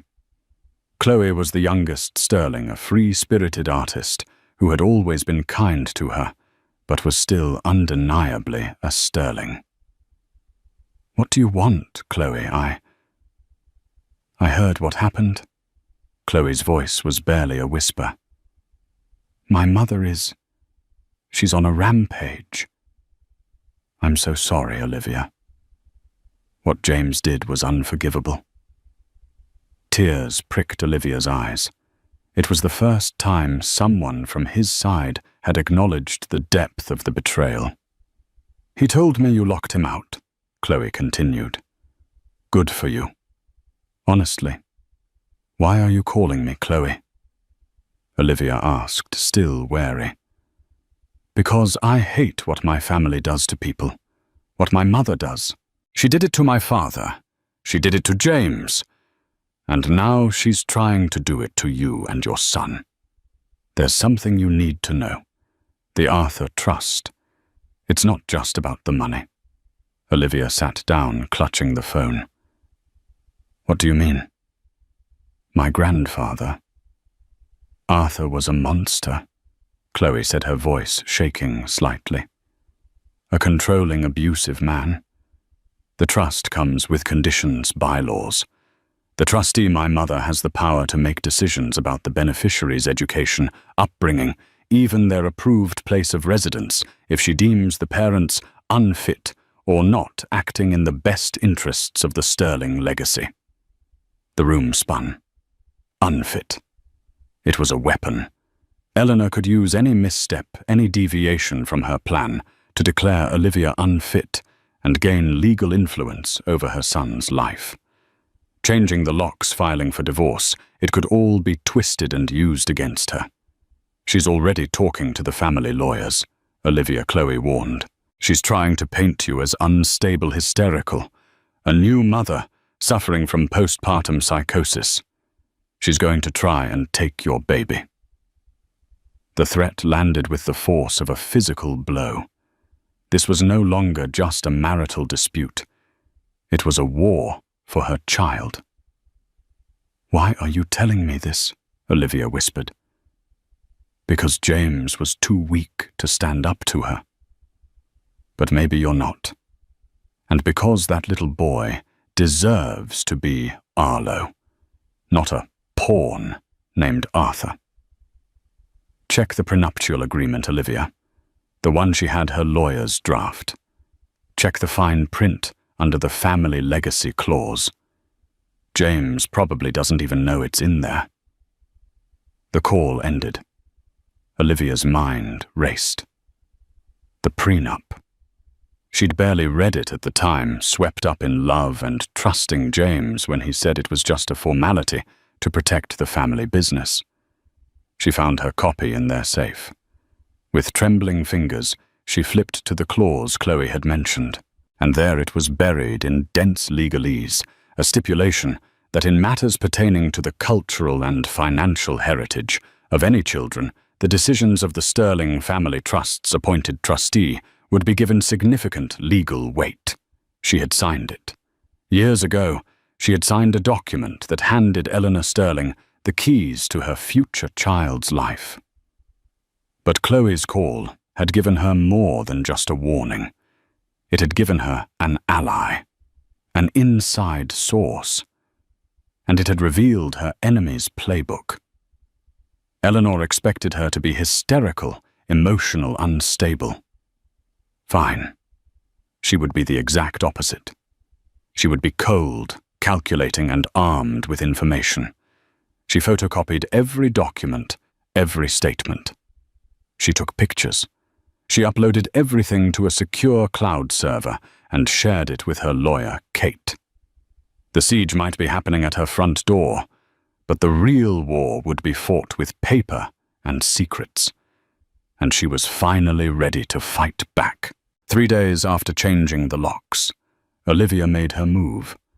The house had become her fortress and her war room. Chloe's intel combined with the documents she'd uncovered formed a powerful arsenal. She was no longer just a wounded wife. She was a woman with a strategy. Through her lawyer, Kate Mercer, she arranged a meeting. Not at the house and not at a Sterling-owned office building, She chose a neutral, sterile location, a conference room at a high-end mediation center in downtown Boston. It was a place devoid of history or power dynamics, a blank slate where the truth could be laid bare. She stipulated the terms of the meeting. James was to come alone. No lawyers present in the room, though Kate would be waiting in an adjacent office. No Eleanor. This was a conversation between a husband and a wife, or what was left of them. Olivia arrived first. She chose a seat at the long, polished table that did not face the door, forcing him to walk in and see her already in a position of power. She wore not a mourning wife's attire, but a sharp black pantsuit she'd favored for tough negotiations at the gallery. Her hair was pulled back in a severe, elegant bun. When James walked in, she wanted him to see not the new mother he'd betrayed, but the woman he had underestimated. He entered looking haggard. He hadn't been sleeping. His expensive suit was rumpled, and his eyes were red-rimmed. He looked at her, and his face was a mix of desperation and hope. "Liv," he breathed, starting towards her. "Thank you for doing this." She held up a hand, a gesture that stopped him cold. "Sit down, James." He flinched at her tone, the warmth completely gone, replaced by a chilling calm. He sat opposite her, the expanse of polished mahogany between them, feeling like a mile-wide canyon. "I didn't arrange this meeting to reconcile." She began, her voice steady and measured. "I didn't arrange it to hear more apologies or excuses. I arranged it to present you with your options." She slid a sleek, leather-bound folder across the table towards him. Option A. He opened it. Inside was a petition for divorce, citing irreconcilable differences.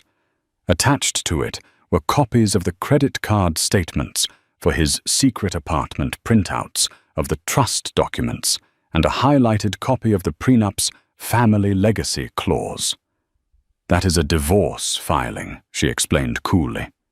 "In it, I will be petitioning for sole physical and legal custody of our son, citing emotional distress fraud and a conspiracy between you and your mother to coerce me into a binding legal arrangement concerning my child under false pretenses.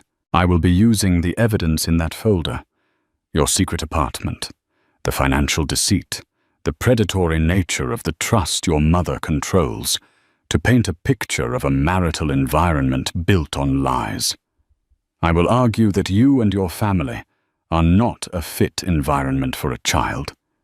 And given your actions, James, I think I'll win." He stared at the papers, his face pale. He looked utterly broken. "Liv, no. Please. I never wanted any of this." "You're right," she agreed, her voice cutting through his plea.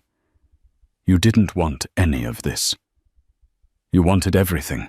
You wanted the wife and the perfect family, and you wanted Mummy's trust fund. You wanted the applause for being a modern husband while still cashing the check for being a dynastic son.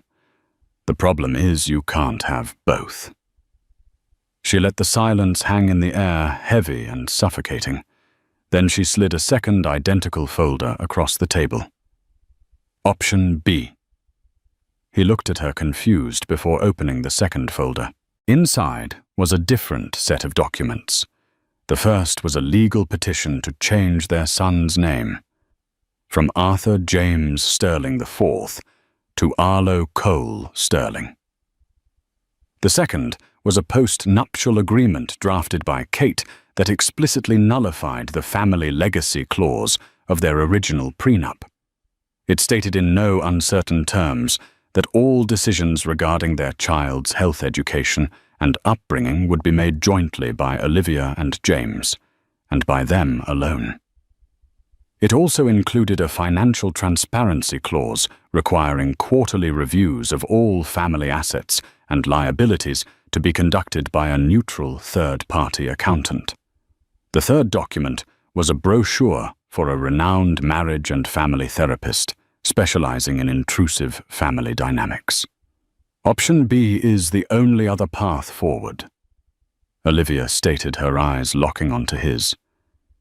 It is not a path back to where we were.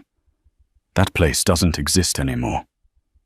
This is a path to something new, and it begins with these non-negotiable terms. She laid them out one by one, like a general issuing commands. First, you will sign the petition to change his name today. We will file it before we leave this building. Our son will be Arlo. He will not be a financial instrument for your mother. Second, you will sign the post-nuptial agreement. You will sever the financial and legal umbilical cord to your mother. The Arthur Trust can rot for all I care. We will live on what we earn. Your company, my gallery. If it means selling the house in Chestnut Hill and moving into a smaller place, so be it. I would rather live in a studio apartment with a man I can trust than in a mansion with a puppet. Third, you will go to your mother. You will tell her that you are your own man, that your wife and son are your primary family now, and that she will have no say in how we raise him. Her access to her grandson will be contingent on her respect for me as his mother and as your wife. And finally, Olivia's voice softened almost imperceptibly. You and I will go to counseling. We will go for a year, and you will fight every single day to earn back a fraction of the trust you shattered. You will have to prove to me that you chose me, not that you were cornered into it. She leaned back in her chair, her part said. She had laid her cards on the table. One folder represented an ending, the other a brutal, difficult, uncertain beginning. The choice was his. James stared at the two folders, his head in his hands. He was silent for a long time. The only sound in the room, his own ragged breathing. He looked up, his eyes filled with tears. She'll disown me, he whispered. The trust, the board seat, everything. She'll cut me off completely. Olivia's face was unreadable. I know, she said. It wasn't a threat. It was a statement of fact. This was the price of his betrayal. The cost of redemption. He looked at the divorce papers, at the prospect of losing his son, of having his secrets aired in a bitter court battle. Then he looked at the second folder, at the path to a life that was smaller, perhaps in a financial sense, but a life that was his own. A life with a chance, however slim, to rebuild what he had broken. He slowly, deliberately closed the folder containing the divorce papers. He pushed it back across the table to her. Then, with a trembling hand, he picked up a pen, opened the second folder, and signed his name on the line at the bottom of the petition to legally change his son's name to Arlo Cole Sterling. The signature was not a magic wand. It didn't erase the betrayal or instantly mend the chasm between them. It was simply a choice, a first trembling step onto a long and treacherous path. The confrontation with Eleanor was apocalyptic.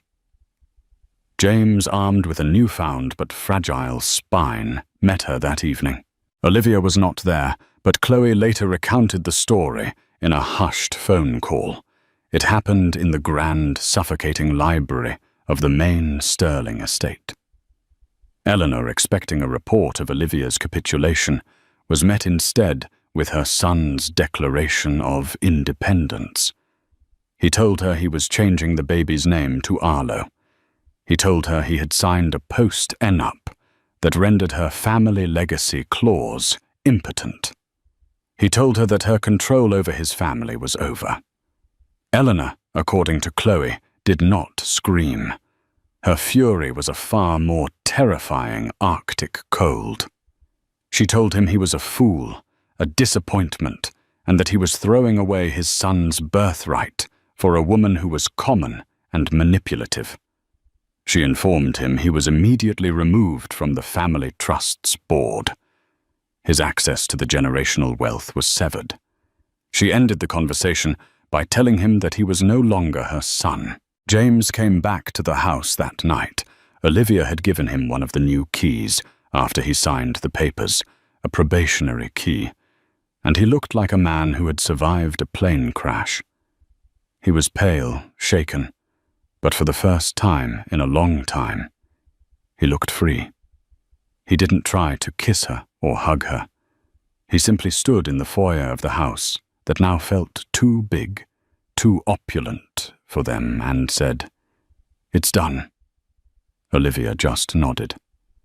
Okay, the weeks that followed were excruciatingly awkward. They were two strangers cohabitating in the ruins of their old life. They spoke in polite, functional sentences. Did the baby sleep?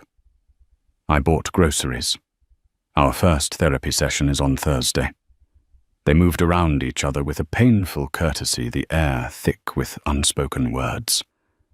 They put the Chestnut Hill mansion on the market. It sold quickly to a hedge fund manager who fell in love with its soulless grandeur. The sale felt like an exorcism. They used the proceeds, along with James's now finite personal capital, from his business to buy a modest but beautiful Victorian house in Cambridge, a neighborhood that felt more like Olivia's world than his. It had a small yard, a sun-drenched room that would be her art studio, and a nursery that was a blank canvas.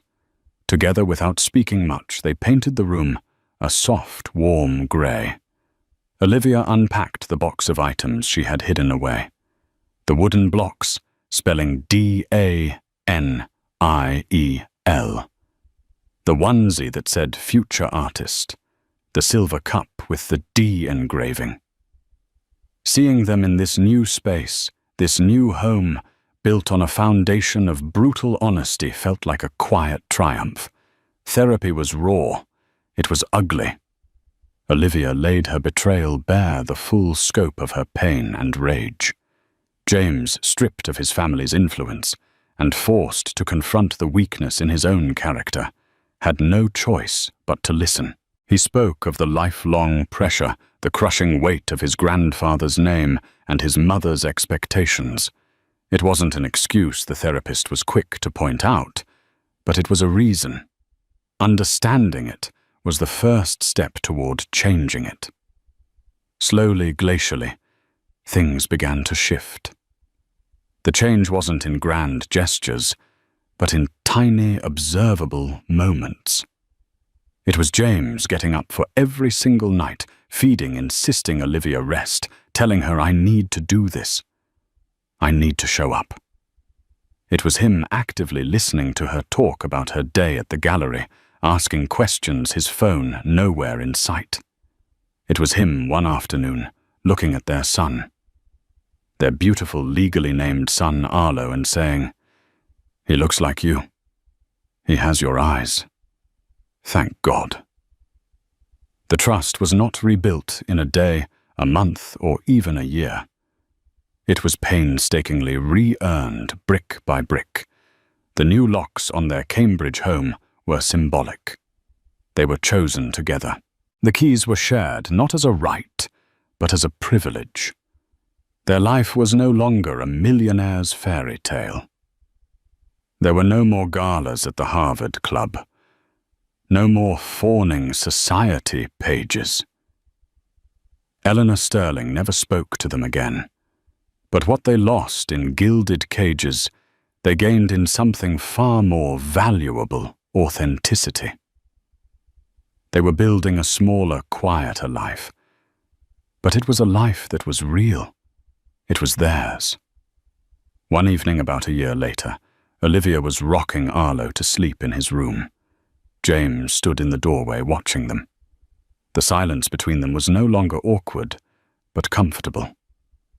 "I love you, Olivia," he said quietly. "I know I have a long way to go to deserve to say that. But I'll spend the rest of my life trying to be the man you thought I was." Olivia looked at him, at the husband she was getting to know for the second time.